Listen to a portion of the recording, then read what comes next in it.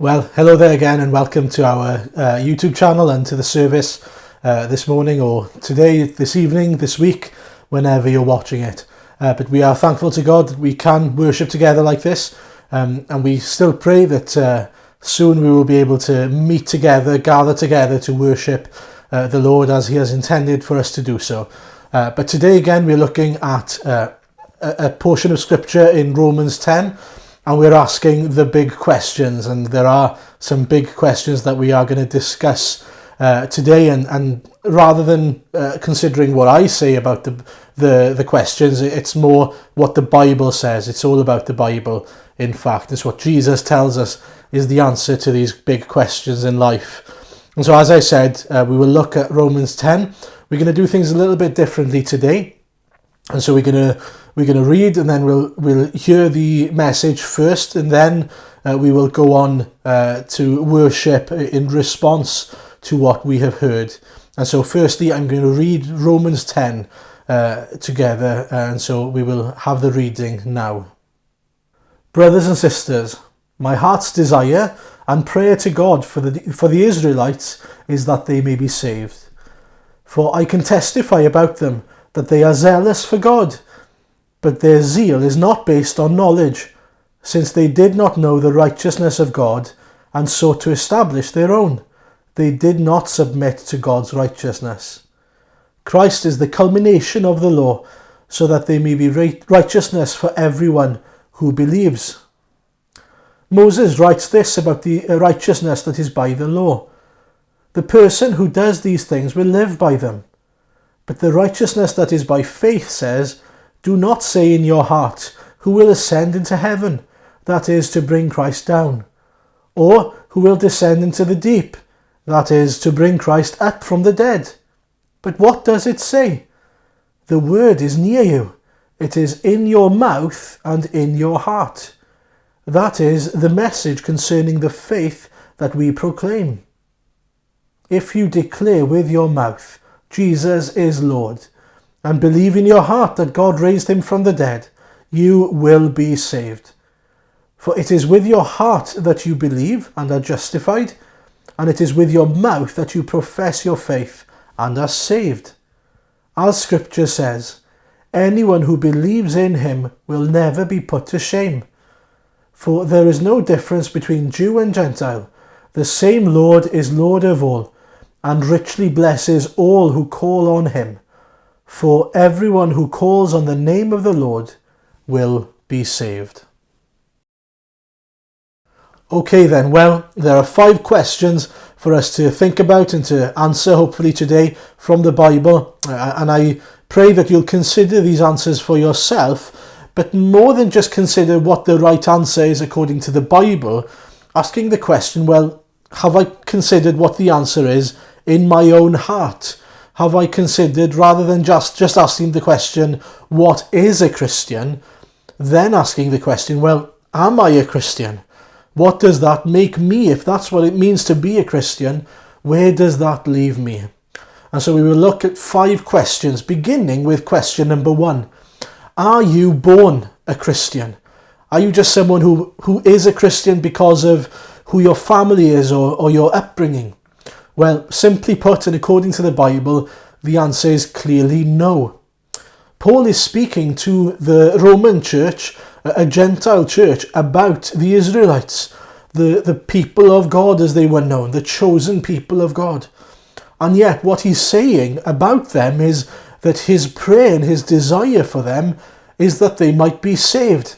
And so it's very clear that they are, at the moment, not saved, many of them. And so it tells us that clearly it's not something that you are, it's something that you become. And then it asks the question, well, how do you become a Christian? And we'll come to that later on. But it tells us as well that it doesn't matter whether you are born into a Christian family or whether you've never heard of Jesus until today. We are all in the same boat. And the reason for that is simply because our works or our efforts or our parents' efforts, our family's previous efforts can't save us. The way we live our lives, our efforts, our works then can't make us Christians, can't sort of help us to reach a certain point where we are good enough. We will never be good enough. And the reason for that is because we will always be sinners. We will always be people who have fallen short of God's glory, his level of perfection. And yet we hear about the Israelites. They are zealous for God, but their zeal is not based on knowledge. They were enthusiastic about following God, about pleasing God, about doing the right things. The Pharisees especially, we see it throughout the New Testament. They were people who thought that they were good with God because of the way they had lived their lives, because they had gone to church, as it were. They'd gone to the tabernacle, or they'd gone to worship God wherever they would go, to the temple, to the synagogue. But we see that doesn't make you right with God. It doesn't cancel out the bad that we've done. And so you could be someone who considers themselves pretty good, a good person, but that doesn't mean that you're good enough. In fact, no one is good enough. No one has lived a perfect life except for one person, and we'll come to that later on. And so we see that the Israelites' zeal is misplaced. And we can be just like that. We can think to ourselves, well, we can try and bargain with God. As long as I do this, as long as I do that, as long as I go to church every Sunday and read my Bible every day, as long as I do this and do that, I'll be okay with a man upstairs perhaps. But that's not how it works at all. That's not how God works. God is perfect.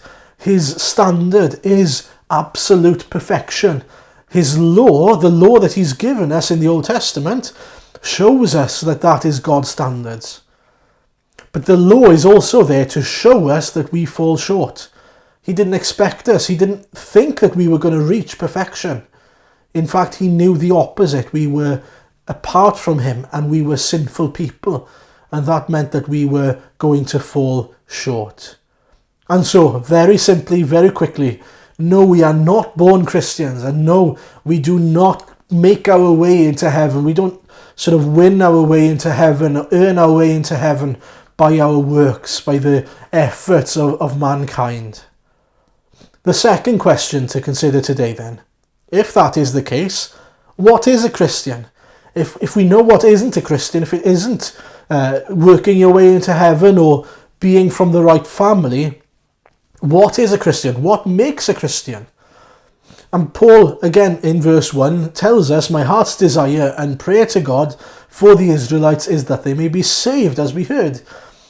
And so a Christian is someone who is saved from something then, obviously, because it asks the question, what are we saved from?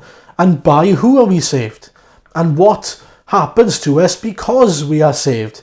Well, we'll look at a few of those answers later on. But I want to try and be as concise as I can and consider and explain this morning that we are saved because of our sins. That's what we are saved from. We are saved from ourselves, our own sinful nature, and our own sin. We've sinned, we fall short of the glory of God, or his standard, which is perfection. And because of that, there is enmity. We are enemies with God. We are apart from God. And one day, because of that, we have to face the consequences of that sin that's in our lives, which is hell and damnation, punishment for our sins. But God has a better plan for us. God has a solution, an answer to our sin. He intended for us to know him and to enjoy him. That's why he created us. Imagine buying someone a really expensive house, a mansion, a wonderful, luxurious house, and they use it as a cowshed instead. Imagine, you'd be so insulted, wouldn't you? Well, imagine how insulted God is when he's made you to be a temple for God to dwell in and to know and to enjoy him. And yet we use it to store this filth, the filth of sin in us instead, rather than God dwelling in us himself.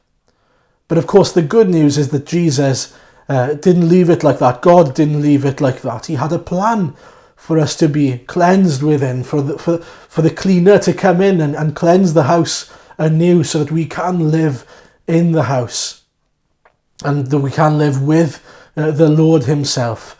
And he sent his son Jesus, and Jesus came of his own accord to save us from our sins, to bring salvation, saving us from ourselves and from the consequences of our sin by taking those consequences upon himself. And how do we know this? Well, Jesus himself says this. He says in his gospel, in his word, that he came to seek and to save the lost. And he said, it is not the healthy who need a doctor, but the sick. I have come to call the righteous, I have not come to call the righteous, but sinners to repentance. And so he's come for you, each one of you who have fallen short, which is all of us, of course. Each one of us who have broken God's law, who have let God down.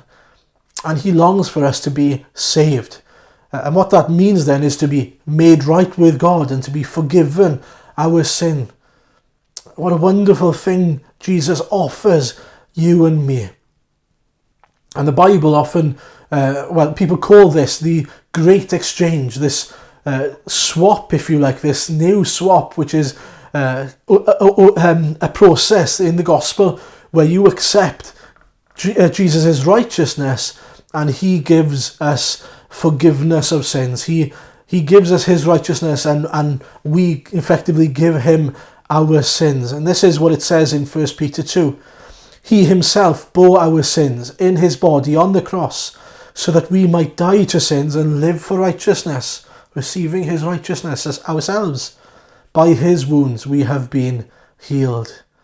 Do you see the swap that is on offer for you and for me? Do you see the offer of salvation in Jesus Christ?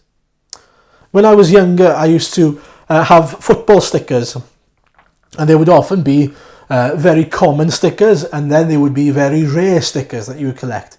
They would be silver around them, or gold if they were really rare, the really popular ones, the most important ones. And what you'd often have to do is try and buy a load of packets of stickers, hoping that you'd find one good one. But if you didn't find that one good rare sticker that not many other people had, what you could do is ask them for a swap. And what you'd find is that you'd have to give up about 50 common stickers for that one rare golden sticker. And that's effectively what Jesus did on the cross. That one golden, blameless Lamb of God takes the place of us common people, us common sinners. And rather than us having to deal with the consequences of our own sin, he bears the consequences. He bears the wrath of God so that we can live for righteousness and live clothed in the righteousness of Jesus Christ. What a wonderful Saviour we have. And so you need to consider for yourself where you stand before the Lord.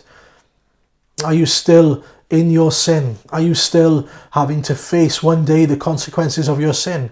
Or have you come to Jesus? It says in Hebrews 11 verse 6, I believe, it is impossible to please God without faith. We can go on living life trying to please God, but we will never reach his standards. That's why Jesus, who is perfect, came and lived a perfect life in our place. And so that's the second question. What does it mean to be a Christian? What is a Christian? Thirdly then, the third question, do we have to do anything to become a Christian? Well, this is a complicated answer because it's yes and no. The reason why it's no, we don't have to do anything, is because we can't contribute to our own salvation. No matter how hard we try, we've heard, we can't sort of earn our way into heaven. We can't contribute to our own salvation then. But yes, we do have to do something at the same time. We have to accept the gospel. We have to accept Jesus into our lives, into our hearts, and that he has died in our place for our sins. And that's what we read in verse 9. If you declare with your mouth Jesus is Lord and believe in your heart that God raised him from the dead, you will be saved. And you know, that's really easy, and yet it's hard at the same time. It's easy to understand, It's an easy process, but it's hard because it means having to put your pride to one side. It means having to accept that you need help. You need a saviour. Have you had this experience ever with a child? I've had this experience with my own children. They're trying to do something. They're trying to accomplish a task, and they're trying to do it on their own. Maybe they're trying to do a complicated jigsaw. And you come along and you say, would you like some help with this? And they go, no, I'm going to do this on my own. I don't need any help.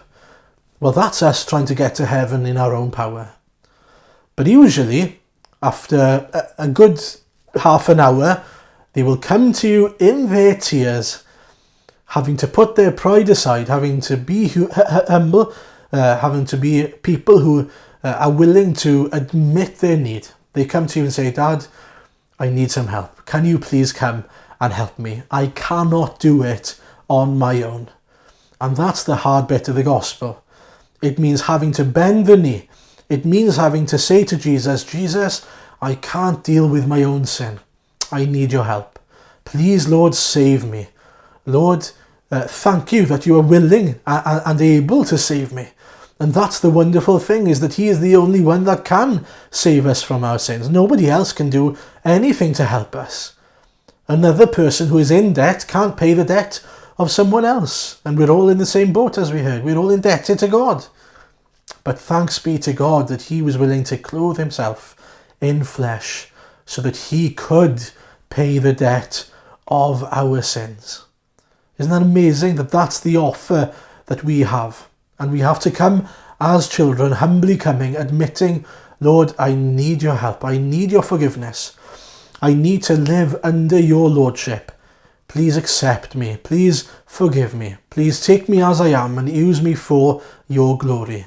That's what it means to become a Christian. To declare with your mouth and believe in your heart that Jesus is the Lord he says he is, and that he provides forgiveness as he says he does.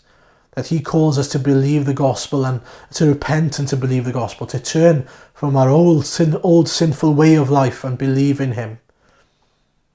And it's important that we realise that it's not just about saying words. It's more than just saying a bunch of words, isn't it? When I was younger, I used to argue all the time with my older sister. We were both really argumentative. And eventually, when a fight broke out, my parents would stop us and say sorry to one another. And usually it would be a sort of, sorry, not really meaning it at all. We would be unapologetically apologetic. But coming to Jesus means saying the words, but as it says, but believing in your heart. It means that you truly mean it and understand what it means. That Jesus is the Son of God, who is alive, who came to life. That he is the Messiah he said he was. He proves it by the resurrection. That only God can bring himself to life again after dealing with our sins on the cross. Death has no grip on him. And because of him, death has no grip on us. How wonderful that is.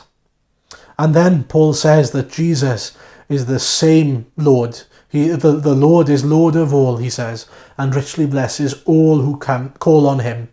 And then there's the added promise, everyone who calls on the name of the Lord will be saved. And what does that mean? Well, it means that there are no qualifications.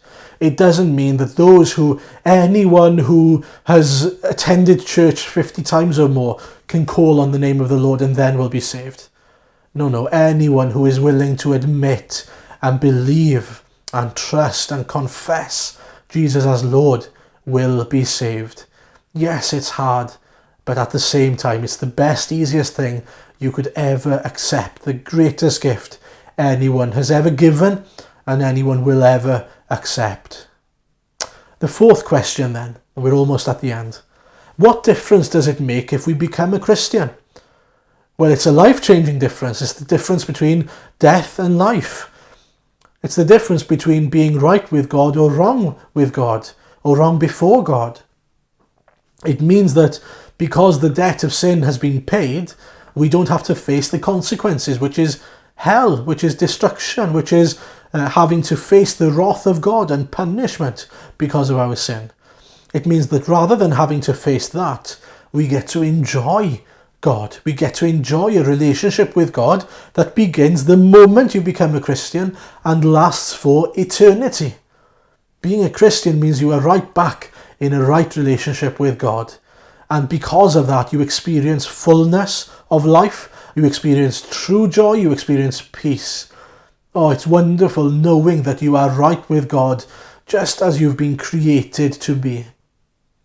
Paul mentions in Ephesians 2 how this change sort of comes about. He says, remember that at that time you were separate from Christ, excluded from citizenship in Israel and foreigners to the covenants of the promise, without hope and without God in the world. That's each and every one of us before we come to know Christ. But now in Christ Jesus, you who once were far away have been brought near by the blood of Christ. Now we are with him. Now we can know him. Now we can enjoy him. And lastly then, the last question, the fifth question. What do Christians think of me? Or what do Christians think of people who are not Christians? Now this is a question that I think a lot of people are asking. Maybe you're asking at home today. Well, Paul expresses about the Jews here that his hope and prayer for them, his burden for them, is that they would be saved. That's his heart's burden for his people. And you know, the Christian has exactly the same burden for anyone who doesn't know Christ. We want them to experience the joy, the salvation, the peace, the relationship with God, the forgiveness of sins that we have experienced for ourselves. And that is completely natural. It's completely natural. If you have experienced something that's so great and that is free and available for each and every one, you want others to experience exactly the same thing.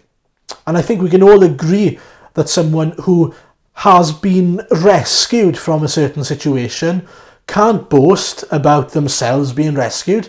They can boast about the rescuer, but they can't boast saying, well, look at how wonderful I am for being saved. They can say, look how wonderful the Saviour is. They can't say, look how wonderful I am. They can say, look at the mess I left myself in. But, oh, I'm so thankful for the one who saved me. And that's what a Christian is. A Christian is someone who admits, do you know what, I was on the wrong path. I was facing judgment and hell. But thanks to God, he came and he saved me. He threw me a life jacket, or he threw the ring in so that he could pull me back safely into his arms. That's the experience of a Christian. There's a saying, a quote by someone, evangelism is just one beggar telling another beggar where to find bread. And that's what we are.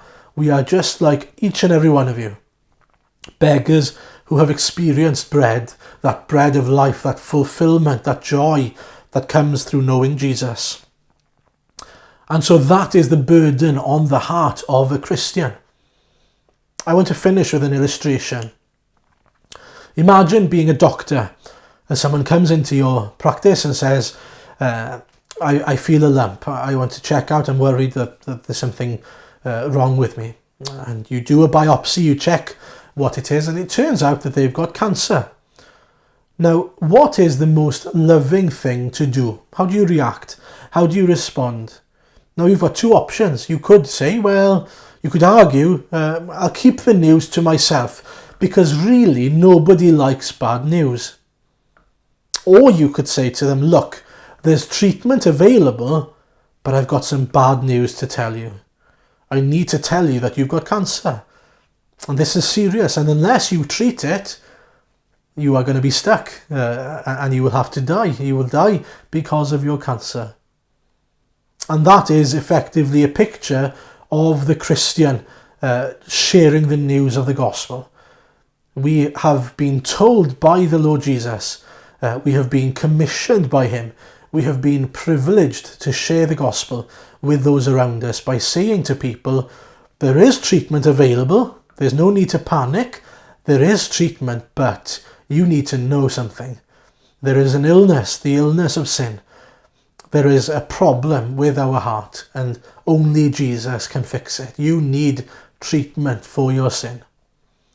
And so actually, the Christian who shares the gospel with you is the Christian who loves you very much, who loves you enough to tell you that yes, there is a problem, but also there is one who can meet your needs, which is Christ Jesus himself. And so to finish, do you think that you're a Christian? Why is that? Is it because of how you were brought up? Is it because of who you belong to, who your parents are? Is it because you've made a great effort, you've worked your way hard to be a good person? Or have you realised that none of that makes you a Christian? And so secondly, we can ask the question, am I a Christian?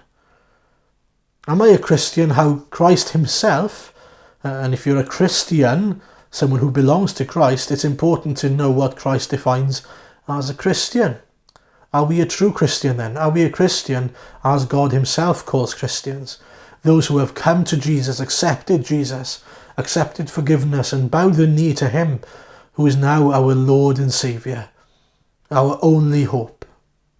And thirdly and finally, do you realise that Christians share the gospel because they care for you, because they love you, and because they want you to share in this great news, this great hope that we all have as Christians? I want you to consider whether you have been willing to hear those Christians around you speaking to you and willing to accept what they are saying.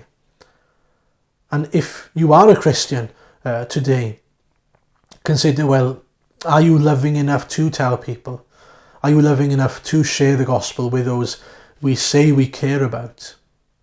Well, if you have any questions or desires to know more or to know Jesus yourself, please take the opportunity now before it's too late. It says in the word that today is the day of salvation. We don't know what tomorrow brings, and so take the opportunity. But I also want to encourage you to get in touch with us and to share a message or to share a comment, anything. Get in touch with us. Go on our website, penuelcarmarthen.org, or just get in touch. Get in touch with us and ask us questions. Find out what it means even more than you've heard today, so that you can make sure that you are right with God. Well, now we're going to sing together, and then we're going to continue to have a time of worship to finish the service together.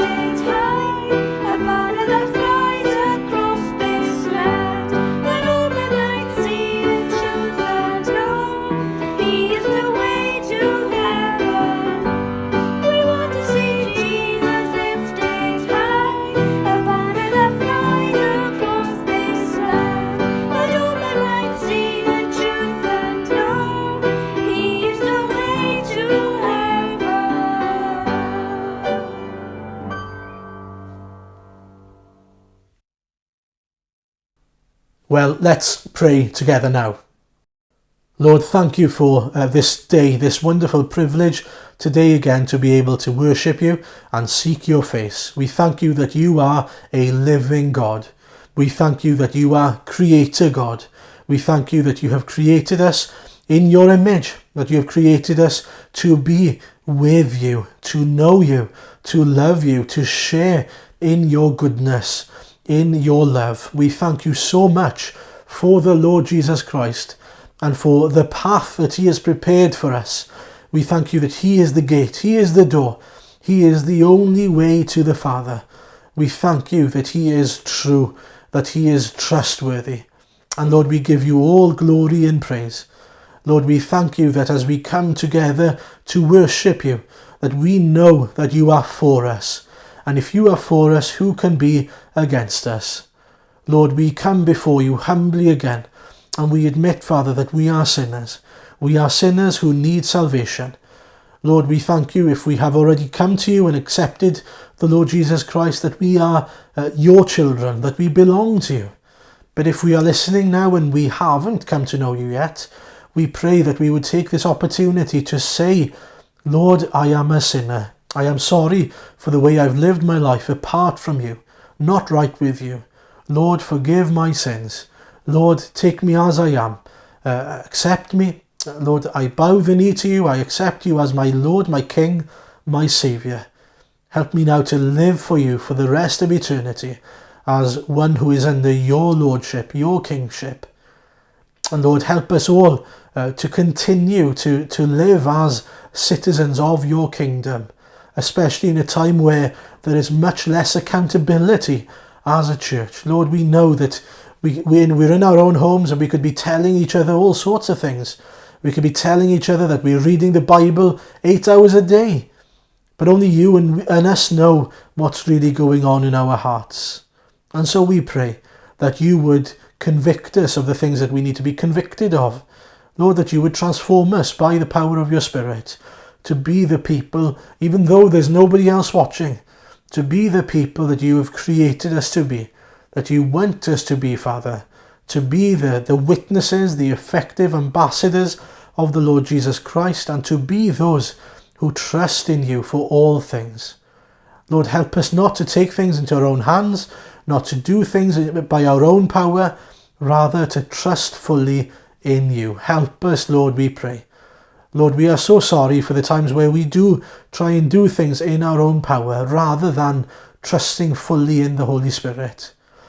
Spirit, come powerfully and fill us anew, we pray. Spirit, guide us. Spirit, teach us, convict us. Lord, we thank you that you have not left us. We thank you that you are still in us and working in us and through us, even today. Lord, we do pray for the current pandemic in our world. We pray that the coronavirus would be taken care of, if that is according to your will. But we also pray, Father, that we would be willing to listen to what you are teaching us at this time.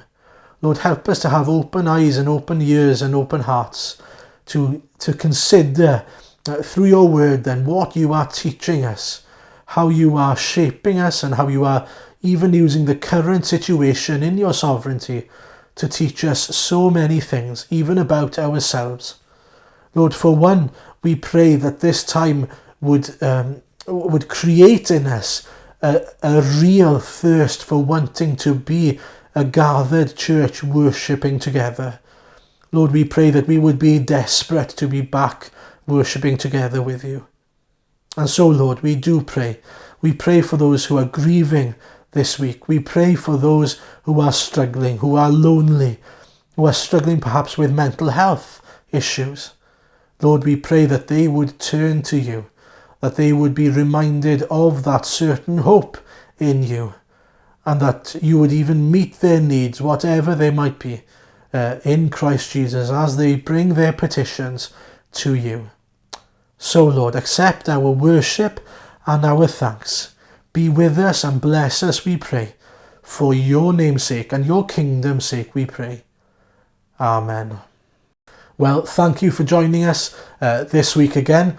We're going to finish the service by listening to another the hymn we heard last week, I believe, which is "He Will Hold Me Fast." And again, we're listening to it again because we haven't heard it often, so it's quite new to us. But also, the words are just so important for us to remember. He will hold us fast. He will keep us. He will bless us. His face will shine upon us, and he will give us peace if we seek him. And so bless you. If there is anything we can do to help you, please call us, please get in touch.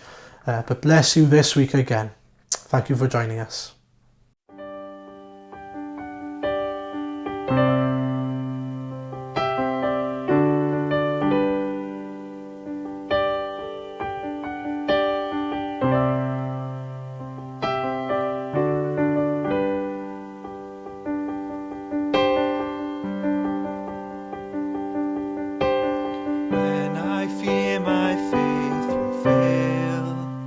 Christ will hold me fast. When the tempter would prevail, he will hold me fast. I could never keep my hold through life's fearful path, for my love is often cold. He must hold me fast.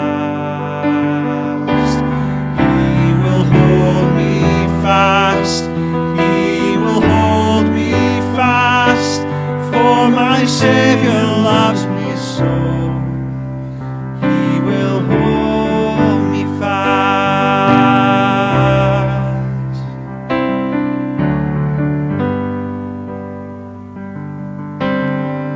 He saves are his delight. Christ will hold me fast. Precious in his holy sight, he will hold me fast. He'll not let my soul be lost. His promises shall last. Lord, by him at such a cost, he will hold me fast. He will hold me fast. He will hold me fast, for my sake.